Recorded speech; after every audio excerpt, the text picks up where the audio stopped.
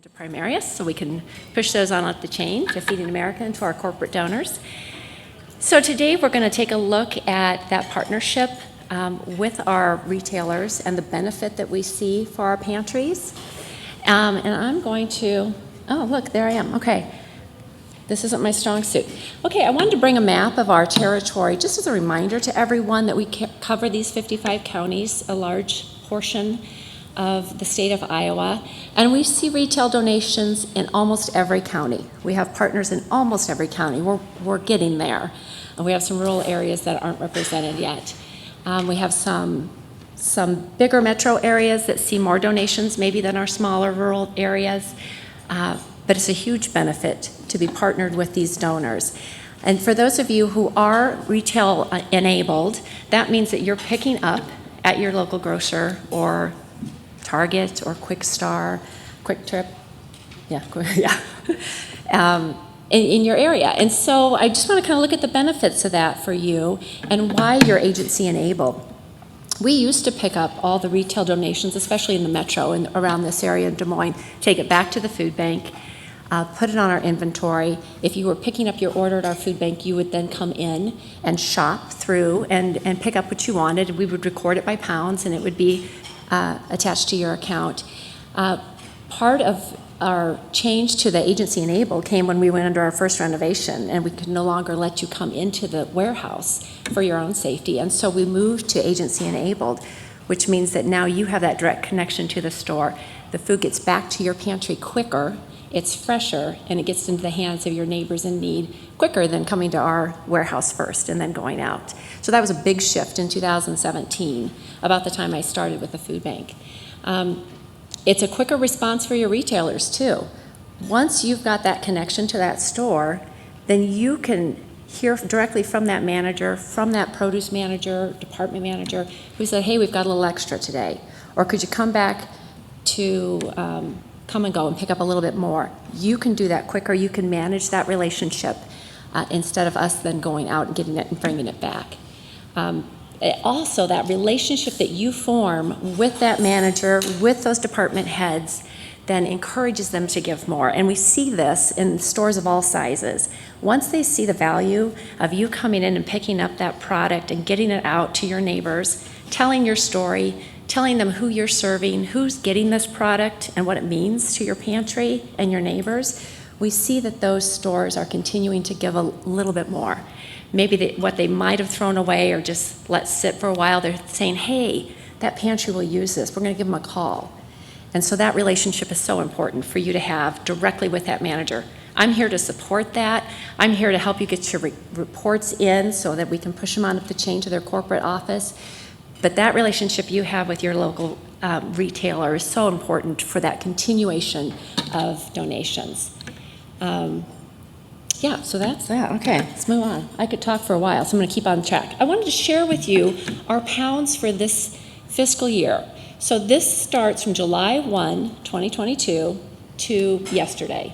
I know we still have probably some pounds that are outstanding that haven't quite been reported yet. End of the month comes up quick and not everyone gets it in right away. But this is what we have seen so far this fiscal year, almost 6 million pounds of retail rescued food across our 55 counties, out into those neighbors in need, into their kitchens. So we appreciate all that you're doing to get this food moving, saving it from the landfill, and getting it into the hands of those who need it. And with that, I'm going to move on to our guest speaker. Pleased to introduce Danielle Lawson. She's with Feeding America. She's a supply chain account manager, and she's going to give you a little more detail about what that means and what she does day to day and how important it is for our relationship with Feeding America and these retailers and the food rescue. So thank you. There you go. Good? Yeah. Okay. I'm a little shorter. There we go. Well, good afternoon, everybody. Thank you so much for having me. As Sonja said, I'm with Feeding America, a senior account manager. I work with some of our national retail partners. And for those that may not be real familiar with Feeding America, we are the the nation's largest hunger relief organization, and Food Bank of Iowa is one of 199 food banks that we work with throughout the country. And then through those food banks, much like yourselves, we work with over 60,000 agencies through those food bank partnerships.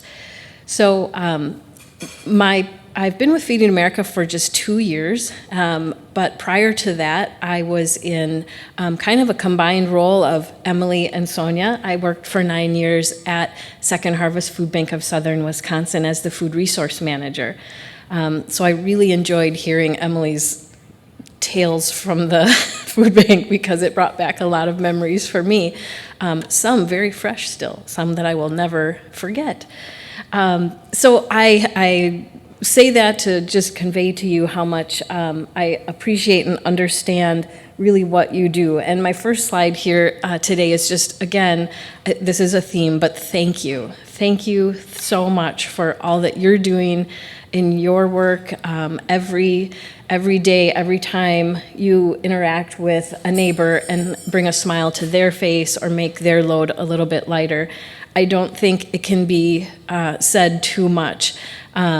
And from the previous speaker, he asked us to write down something that we took away. Well, even before he had said that, I had written down to be mindful about using those pleases and thank yous because I think they are so important. So I really want to thank you again for what you do.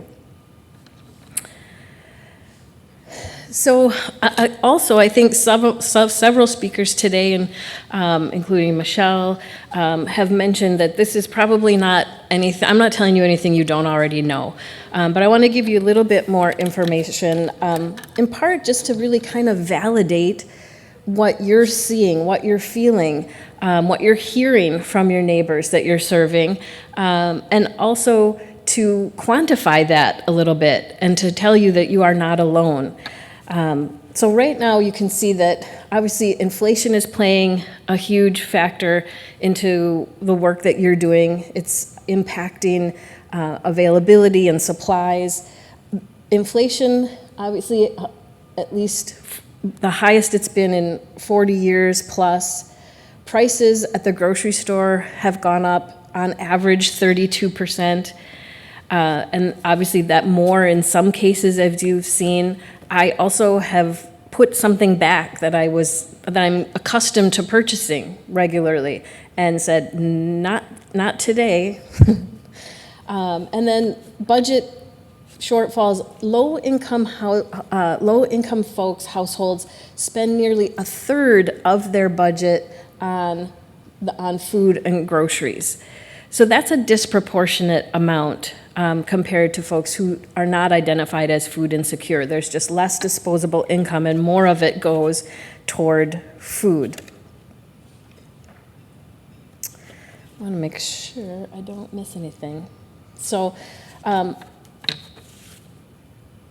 other things that you've probably, I'm going to flip back one of these. I wanted to mention a little bit about Food Bank of Iowa's service area and the food insecurity rates, and just to, again, quantify some of that. In Iowa, the overall food insecurity rate is 7.6%, which is close to national average. Adults age 50 to 59, that jumps to 9.4%. Hispanic populations identify as food insecure at 12%. And children, we're seeing an average of 9.9%, but in Des Moines County, for example, at the highest level, that's 17.6% food insecurity for children. And I want to reiterate something that Sonja shared with me yesterday that really impacted me quite a bit. She relayed a story of a child that had been receiving a backpack for the weekend to bridge that gap between when they were back at school and would receive some additional food assistance. And the child stashed the backpack in a tree. And it came out later that the child said, yeah, I hide it there because if I take it home, the food gets eaten by other members of my family, and I'm still hungry as well. So just knowing, again, talking about that child food insecurity, where we see a hungry child, we often do see a hungry family. And so that is such an important piece of that. Okay, let's see.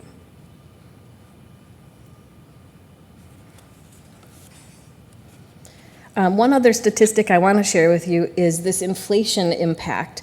Right now, people facing hunger report needing between $20.91 and $53 more per week to buy what they say would meet their needs. And the significant piece of that is it's the first time since that question has been asked of folks that weekly shortfall has surpassed $20. And now we're seeing it as high as $53. So again, folks are having to stretch their budgets further, but also I think in some ways, I'm surprised it is in the $20 to $50 range. I think many people could get by on just a little bit more. They just need a little bit help, and that's where we come in as well. Some other impacts, obviously, that we're seeing right now and that will continue long-term, that we don't think that this is going to be in for the short term. We're kind of in this for the long haul, and I applaud Food Bank of Iowa for planning ahead and having that expansion on their facility, because this is going to have some long-term impacts, generational likely. One thing right now is the cost of childcare. Some families, if they do have to go to work, they are spending a third more than they used to for childcare. I know 20 plus years ago what I was paying for 2 kids in childcare, and it was very much a debate of whether I should even continue working. We were spending so much of that portion of our household income. Median home prices have increased while wages have not kept up pace, and so those are often one of the first places where people can build financial security, and that is out of reach for many people now. And then, of course, healthcare costs include prescriptions, and these are for conditions that we see many food insecure people experiencing somewhat disproportionately, things like heart disease and diabetes, and those medications and healthcare visits are costing quite a bit more. Let's see, there we go.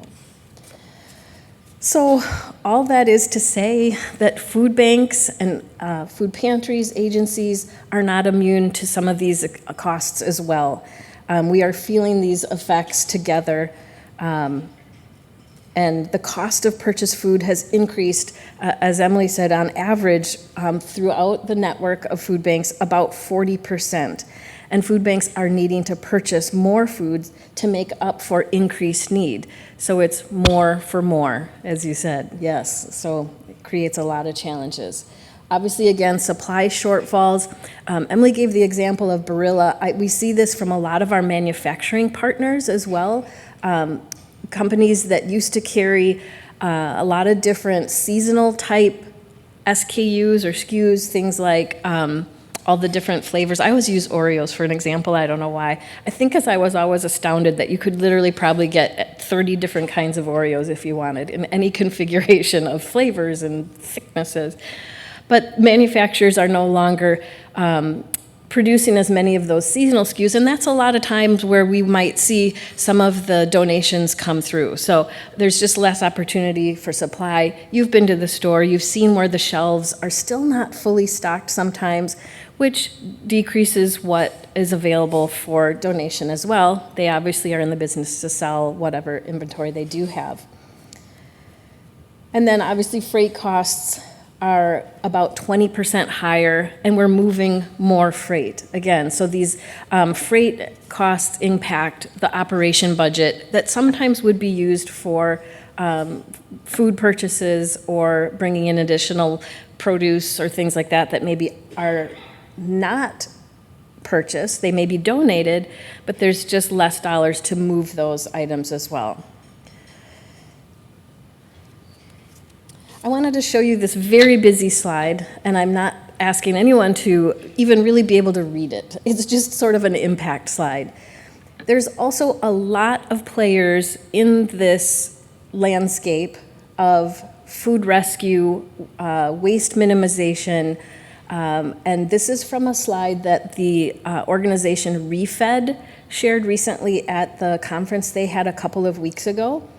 And you can see that there are, in that sort of light blue square with the red, I guess it's second from the right, yep. Feeding America is listed there. And what my colleagues that attended ReFed came back to tell us is, yes, there are a lot of players in this space. The Feeding America network is moving the needle. We have a very strong partnerships. We have the technology to make a difference. And I'm not saying that any of those organizations aren't doing good things. They are all doing good things. But some of them are, there's a lot of startups happening, but that also does create competition sometimes for some of what we do. So it's just creating a few more challenges for those of us that have been used to kind of a traditional food rescue model. But we are pleased to say that Feeding America and our partner network is making a difference and continuing to be leaders in that space. So this is an aggregate slide that, I want to just make sure I keep up with my notes here. An aggregate slide of the sources of food throughout the network. Bar graphs are never my strong suit because I just have this like weird thing about the totals, so I'm going to try to read it. I'm going to move this so I can read it a little better. On the bottom, if you can kind of see the color coding, that blue bar at the bottom is the federal commodities, and that's things like TFAP and CFAP and some of those LFPA funds. And you can see that that has drastically decreased from pandemic highs. Obviously, that's that number in FY23, our fiscal 23 projected number, is the lowest it's been since FY19. The next area, manufacturing, has been quite flat for some time. Manufacturers have found some efficiencies. They continue to hone those processes, automate things, and they're just not having the overages that they used to, so that's been fairly flat. The produce area, I'm pleased to say, continues to increase, but it's still not, it's like clearly not the largest area that we have, but we continue to strive for more of that fresh product. The orange section is that purchased piece. We just talked about needing to purchase more to meet the needs. Again, not as high as it was during the pandemic, but still higher than it had been quite a bit, so double of what it was FY19. And then that top purple box is really what I'm here to talk to you about today, and that's the retail piece of what it is. Retail continues to be the largest stream of donated food. I want to say that again because it's important, and that's why you're here in this session. That retail continues to be the largest stream of donated food. And we can't let off the gas because there is still more to be had. So a little bit of small words on this one, but what I want to make sure that you understand is that retail provides the greatest variety of foods, including culturally relevant foods. We just don't always see ready donations coming from manufacturers for things like, masa harina, right? That is something that either has to be purchased or it becomes donated through a retail program because there was, it's short-coded or there was damage to the box or something like that. So those are where we can find some of those items that are in such demand. Retail has grown 300% in 10 years. So that takes me back to just after I started at the food bank in Wisconsin. And That was just when retailers like Walmart and Sam's were coming on board. They started to understand the value, the business solution that food rescue could provide. They started to then also understand the need in their communities as we all, now I'm doing it, as we all continue to speak to that need and advocate for our neighbors. And as we have had some of those leadership retail donors, more have followed suit. There has been more visibility to the program. More companies are starting to understand tax benefits, waste savings, environmental benefits, in addition to feeding neighbors. So this program has grown immensely. This fiscal year, we will be hitting almost 2.2 billion pounds of retail rescued food through our network. 2.2 billion pounds. I can't help but smile at that number because I don't think we ever thought it might be possible. I remember when the executive director of my food bank at the time asked me, as we did a building expansion, what are we going to do? How are we ever going to utilize all of this space?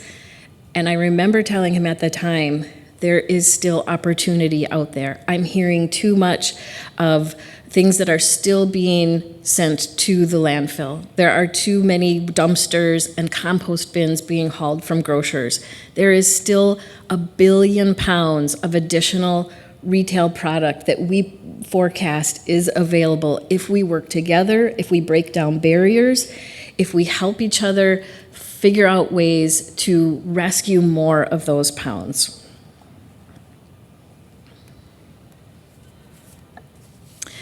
So this is your Feeding America retail team.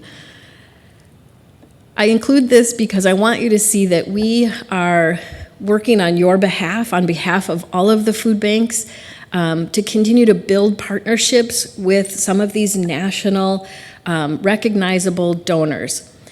That is not to say that there are not local partnerships in your area that are extremely valuable, and some of those are going to be some of your best partnerships that will help you in all of the ways that we hope through advocacy and fundraising and food donation as well. But those national partnerships, my team has, for example, I have an every Thursday call with Target's waste minimization manager. I have an every other Tuesday call with Costco's waste minimization team. And we talk about strategies, and my colleagues doing the same, you can see, are doing that with Walmart and Sam's Club. We have Jen working just with Dollar General because it is such a heavy lift and such an enormous program that she's launching really from the ground up over the last few years.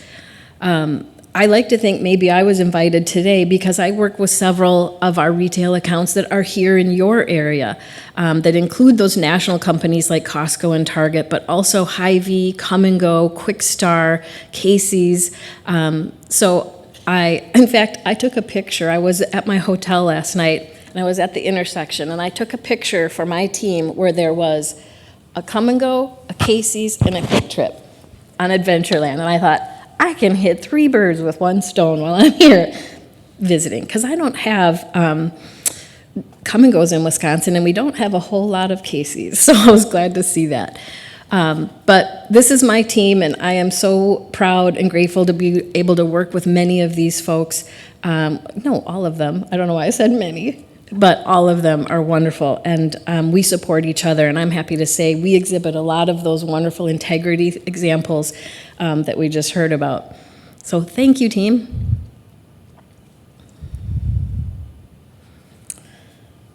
Okay.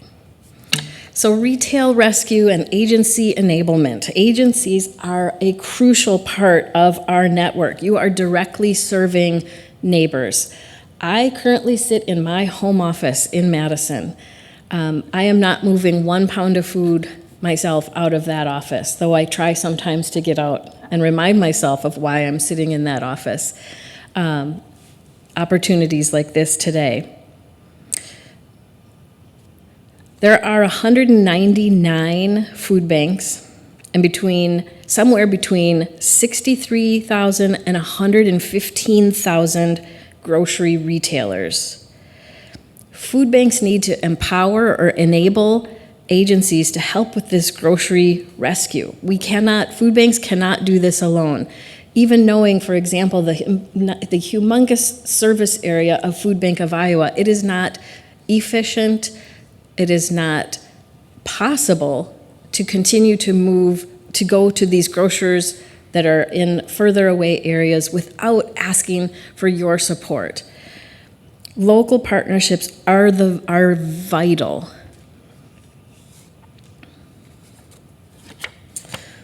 Take a couple more of my notes here. I know Sonja mentioned a few of these benefits, but I do really want to dig in a little bit to some of them. By having local partnerships, can I get a raise of hands in the room of folks that are already participating in retail pickup directly, retail enablement? So, okay. And then just so I can see, because I'm visual, how many of you are not currently doing pickups at retail stores, but are interested in learning more about what that looks like? Okay, so maybe half and half-ish. Okay, that's awesome, because then I can speak a little bit more too, and maybe some of you we have some time built in for Q&A, I think, that you can ask your peers some questions about how their programs work. But some of the benefits of clearly being closer to the store in those communities saves fuel, saves time. I like to refer to those things as resources, because all of it comes down to funds that are used to spend on fuel and time. You're known by employees at the store. You create those relationships, and I think we've all had situations in our lives, maybe unrelated to retail rescue, where relationships are key to helping with whatever it is you're seeking to do. I remember when I was in college, my dad said, "It's not what you know, it's who you know." And sad but true sometimes, but building those relationships. You may even shop at that store. Your agency may purchase from those stores, and that, again, continues to build those relationships. I think, as Sonja mentioned, you're ready to pick up on short notice. Sometimes those things that just come up, something that's been, we've had where a cooler broke down and things have to get picked up quickly, because once they're out of temp for a certain amount of time, they're no longer viable. So being able to be close by. And with those things, you're positioned to pick up more often. And I cannot stress enough how much right now our retail partners are looking for more frequent pickups. There is some,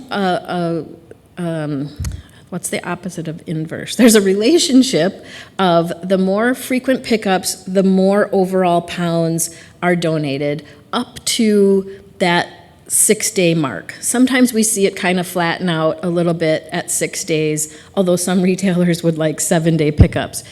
Right now we're striving for 3. If you're at 1, can we get to 3? If you're at 3, can we get to 5 days? Maybe it's a shared pickup partnership where one agency picks up on certain days, another picks up on other days. But the more we can increase pickups, especially any possible weekend availability. We get asked that all the time from all of those national partners we talked about that were on that previous slide. We do tell them that there are a lot of programs that are faith-based, and sometimes Sundays are just really, really hard to do. But if there's ever opportunities for weekends, they would love that. By having those increased days, increased frequency, you can see it decreases the store waste, so you're helping to reduce some of those hauling costs that they have. The perishable food is getting to your neighbors faster, so it's fresher, and they're not pressed to eat it like same day. They can maybe plan out some meals for the week. It gives, yes, more time to turn around. We talked about that. It creates consistency at that store level. It develops sort of a muscle memory, a habit that the store staff remembers that you're coming, or they understand a little bit more about what that food is doing once it's been to you. So it creates stronger support for that habit at store level. So those are some key benefits that we have with our Fresh Rescue or retail enablement partnerships. I wanted to share some best practices that my team has heard from agencies and food banks throughout the network. Some of these are pretty straightforward, like, yeah, we do that all the time, but I wanted to make sure that I included them here as well, because they may be some good discussion starters or discussion points. The first one, be familiar with the donor's SOPs, standard operating procedures, or guidelines. Again, you may not know, like every donor has kind of their own guideline. I wish there was a consistent, everybody donates all of the same stuff and nothing's left out, right? But that's not always the case. Some of them have different guidelines, and they have staff that maybe is new and haven't gone through training a lot or haven't been familiar with their program. So I'd encourage your pickup folks to be familiar with what's acceptable or what some of those SOPs are, so that they can maximize opportunities that they may not be getting. Help the donor understand what you do and who you serve, a little bit about your agency. If you have a newsletter that you share or a card with your website on it, continue to leave those, whether it's with the folks you interact with as you pick up, or leave it at the front desk. Maybe there's an employee break room that you can leave some of that information or ask it to be left for them. Again, that helps them just form that connection, that understanding and partnership that they have with you that continues to just build so that they call you when they have an opportunity. Always be on time, patient, and courteous.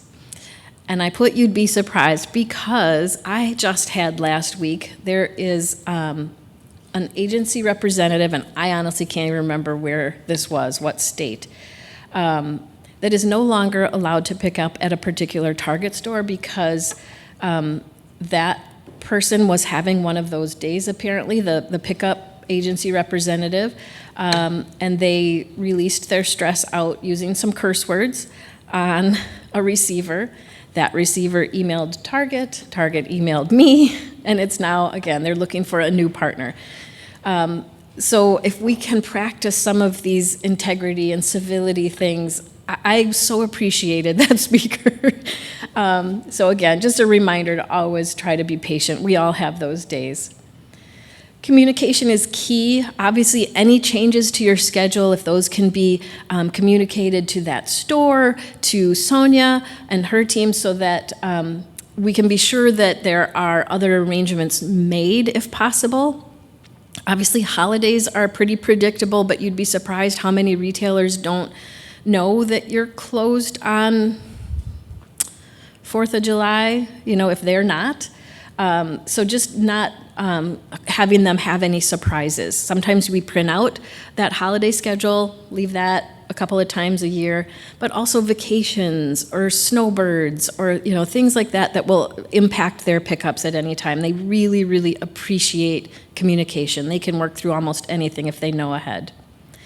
And certainly if you do have a business card or even just a Post-it note with your phone number on, they sure would appreciate being able to do that. We are working on some technology that will allow, I know I talked to Sonja about Meal Connect, so that's a word you may hear in the future. There is some new technology that might allow you to message with your retail partners directly in that app. Running 15 minutes late, or hey, we've got some an extra pallet today, bring a bigger truck, or whatever that looks like. So communication, we want to make sure we support that. When you are picking up at a retail donor, please don't leave some behind. They have gone to some considerable effort to save those products for you. They've expended their resources. Many retailers are operating on very thin staff time right now, and so when they have staff that are utilizing valuable time to scan product out, box it, take it back to a cooler, and then they have this mindset that there is a need, and if we don't take all of it, it does tarnish that a little bit. Unless, obviously, if there's anything damaged or spoiled, it's fine to point those things out. In fact, I know sometimes people take it and say, oh, I didn't want to cause an issue.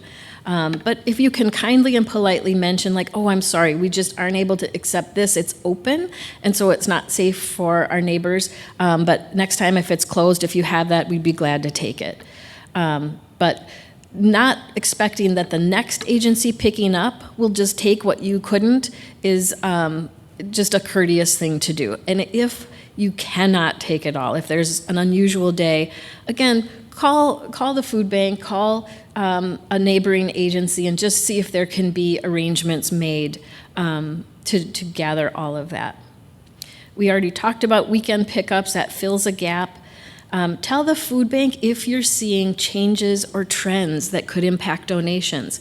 Maybe there's a new produce manager you learned about when you're there. That's important information to know, because maybe Sonja wants to visit with that person and talk to them about the program.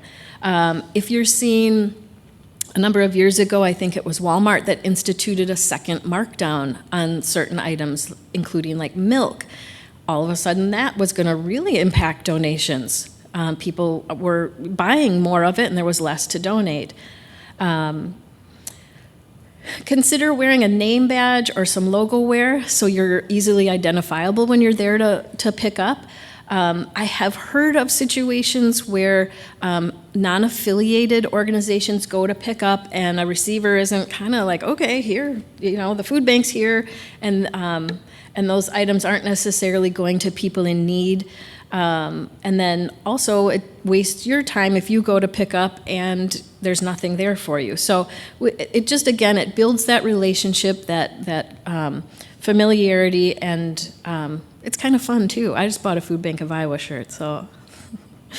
And the last one I have on here is, again, Sonja touched on this as well, enter donation receipts as soon as possible. Again, if we have a mobile app, that's something you can do on the fly right when you're there. It can go right into your mobile device. Certainly, if it's possible to set aside, a specific day of the week to enter those, that's optimal. Monthly is acceptable, but it doesn't allow for some of the deep dive data analysis that we like to do on month to month. Again, that helps us see some of those trends. This is a repurposed slide from last year when I talked about receipting as a whole, but I wanted to include it because it just goes to show, again, how important that receiving those receipts is. Our donors really depend on that information. I recently heard another food bank say to their agencies that the cost of free food is the data. And our retailers really rely on being able to analyze that for trends, opportunities, to report back to their boards of directors, if not their CEOs. They have waste minimization goals that they're striving for. They really do look at those receipts. And I can tell you specifically, Costco drills down every month, and if they see a blank, the food bank's getting an email. So it is not like, oh, they'll never miss this one store kind of a thing. No, it's all important. So thank you so much for working to get that in. If you do have any questions about that, I know the food bank would be happy to help answer them. I can't read this, but on the right side of the screen is just a quote from Target that how he talks, the CEO, Brian Cornell, is talking about what Target does with their waste program and how much they rely on the data to look for opportunities to do more. Again, my Thursday call with Target, lately we've been talking about Starbucks stores or Starbucks locations in their stores and what's not being donated, and how they just added 78 items to the eligible list that they can be donating. And the only reason that they knew that those weren't being donated is they weren't seeing it in the donation reporting.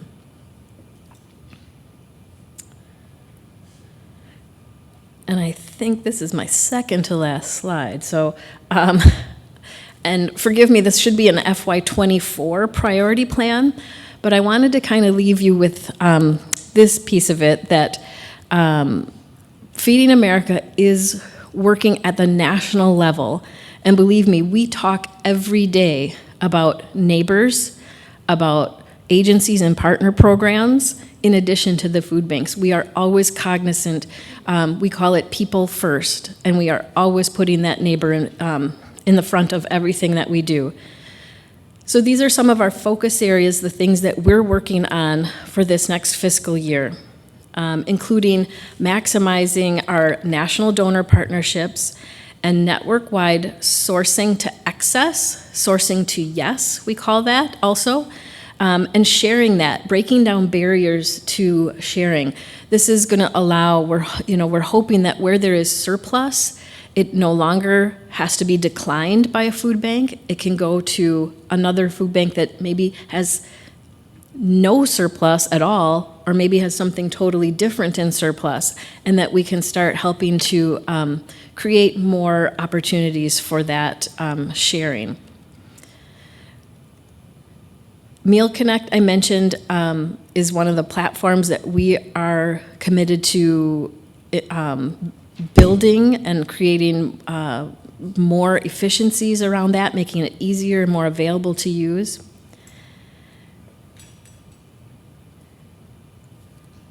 And then the planning capabilities, we have an entire department now of like 4 people that are working very hard on making sure that food banks and our partners are understanding what sourcing strategies look like, how to do store visits. It's called Food Sourcing Services, and they offer a lot of training and webinars and deep dive visits where they go to a food bank and do a sort of an analysis on what some of the most impactful things that we could do together to help build that. So we are committed to supporting with grants and subsidies, continued grants and subsidies that are things that the food banks can use to improve what they are able to provide to you and what are going to break down some barriers.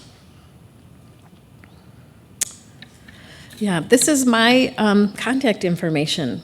If, I would love to hear from you as well. If there's anything you're seeing or questions you have, I am here to support you.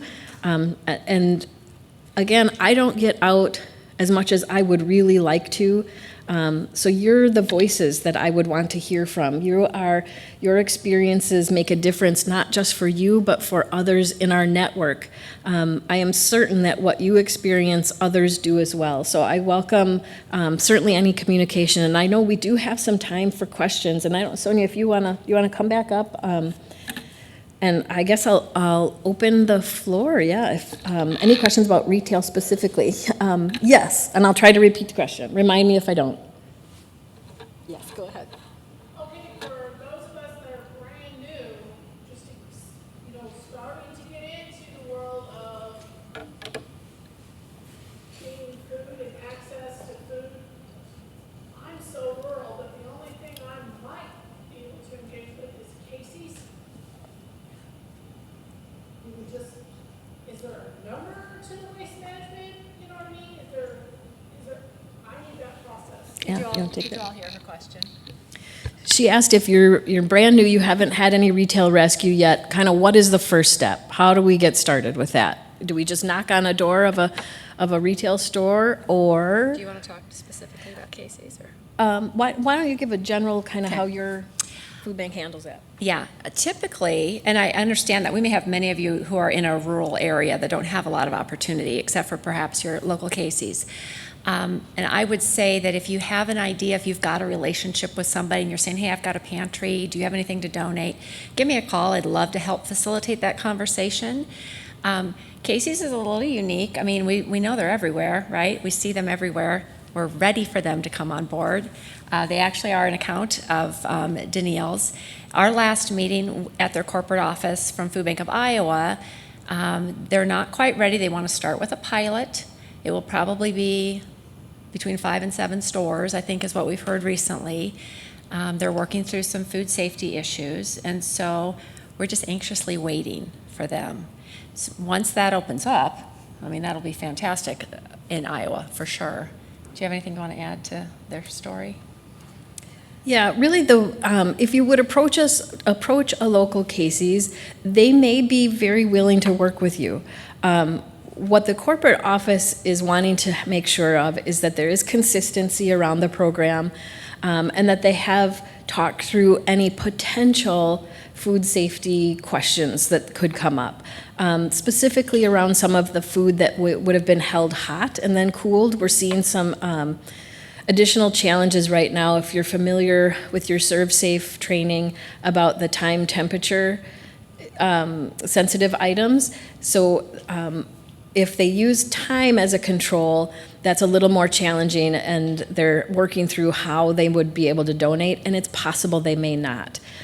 Quick Start, on the other hand, they do use temperature as a control, and so there are some steps that there are already in place through their operations where they are able to donate those items. And so, I know they continue to expand, maybe that's an opportunity as well. Mm-hmm. And what I would say about Quick Start, my last communication with my contact who handles most of Iowa, he doesn't have any new stores coming on in this next year in our area.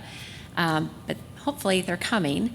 But with a store like Quick Start, they have a very strict protocols how we bring on a food pantry and the program, get that started. So that starts with, they usually call me and say, we have a store opening in so many months, please line up a pantry, and then we set a date and get started that way. So there are stores that have very specific ways that they want to partner, and that's sometimes directly through the food bank in their area, so it'd be me in this case, before they want to talk to their local pantry. Yeah, Miriam. I was going to ask about Casey's, but Yeah. so instead, when you mentioned Costco, I don't know, do you have relationships with Sam's Club as well? And when you sign people with them, do you sign multiple pantries, or do you have, how does that work? Yeah, typically Can you repeat the question? Oh, yes, I'm sorry. If you didn't hear the question, she's talking about some of those big box stores like Costco, Sam's, Walmart, and do we assign more than one pantry at a time to those big stores? And typically we do. A lot of the relationships with Sam's and Walmart have been going on for a while. But occasionally, like at Costco and Ankeny opened, we do provide them with 7 days pickup. They were really interested in having local Ankeny pantries, if possible, picking up. They also are donating sometimes by the pallet, so they want someone with a lift gate on their truck, if at all possible. Sometimes it's a large amount of food that goes out the door. We do request and require that you take everything that's offered that day, save the, really rotten bananas is always my example.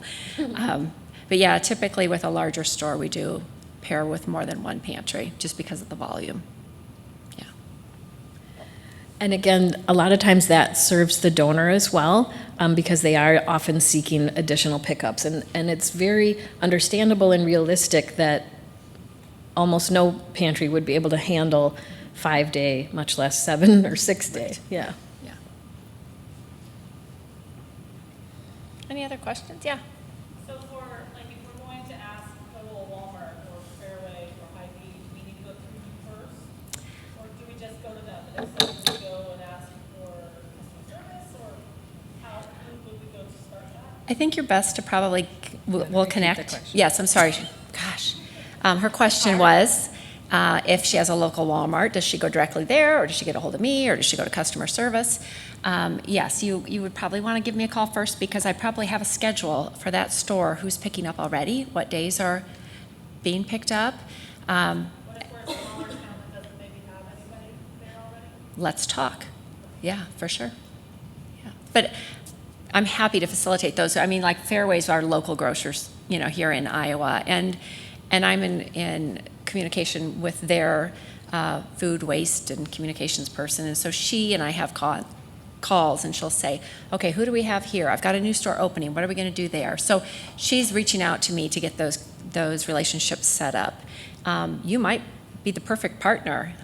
If you know there's a Fairway coming to your area, give me a call. I'm happy to, and I want to spread the wealth of food rescue. I'd love to see us all have a little bit of the pie. So reach out to me and we can talk through what I know and go from there. Do we have a specific phone number to go directly to? I will bring you my card. Okay? Yeah. Did you say Dollar General is on your list? She asked if Dollar General is on my list. Yes. And she, I think on Danielle's slide, she had that Jen Merrier from Feeding America is working closely with them. It is a big lift.